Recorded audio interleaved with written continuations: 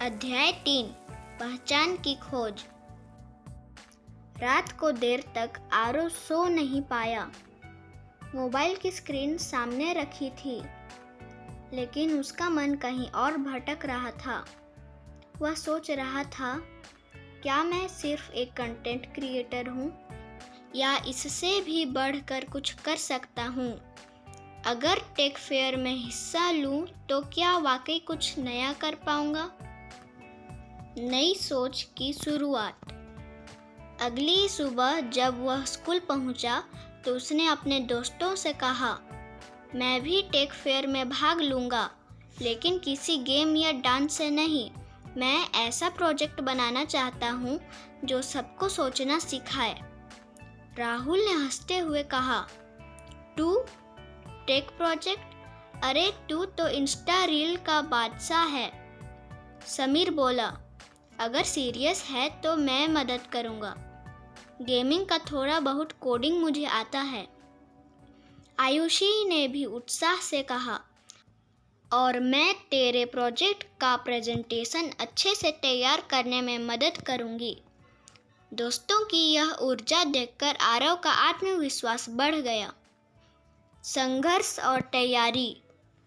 आरव ने फैसला किया कि वह एक ऐप बनाएगा जिसका नाम होगा बैलेंस। इस ऐप का मकसद था बच्चों और युवाओं को यह दिखाना कि पढ़ाई, हुनर और सोशल मीडिया, इन तीनों का संतुलन कैसे बनाया जाए। दिन रात वह दोस्तों के साथ बैठकर काम करने लगा।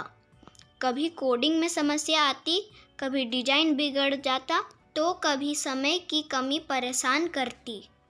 घर में मम्मी कहती, इतना समय मोबाइल पर, पढ़ाई कब करेगा?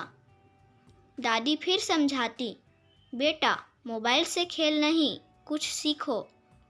आरव मुस्कुराता हुआ सोचता, दादी इस बार आप ही देखेंगे कि मोबाइल क्या क्या कर सकता है।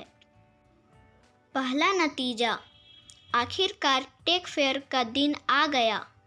स्कूल का हॉल रोशनी और शोर से भरा हुआ था।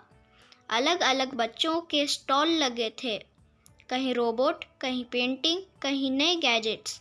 आरव का स्टॉल थोड़ा साधारण था। एक लैपटॉप, मोबाइल और एक बड़ा पोस्टर जिस पर लिखा था बैलेंस, सही समय सही इस्तेमाल। जब जज उसके पास आए तो उसने आत्मविश्वास से कहा, सर हमारा ऐप बच्चों को यह सिखाता है कि दिन के कितने घंटे पढ़ाई करनी चाहिए, कितना समय शौक और सोशल मीडिया पर देना चाहिए। अगर कोई सीमा से ज़्यादा मोबाइल इस्तेमाल करता है तो ऐप खुद चेतावनी देता है। जज प्रभावित हुए। उन्होंने ऐप ट्राई किया और बोले, यह तो सचमुच आज की ज़रूरत है। बहुत अच्छा काम।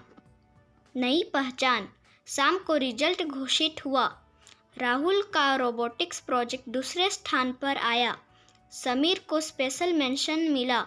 आयुषी के डांस ने सबका दिल जीता और आरव, उसे पहला पुरस्कार मिला। पुरस्कार लेते हुए उसकी आंखों में चमक थी।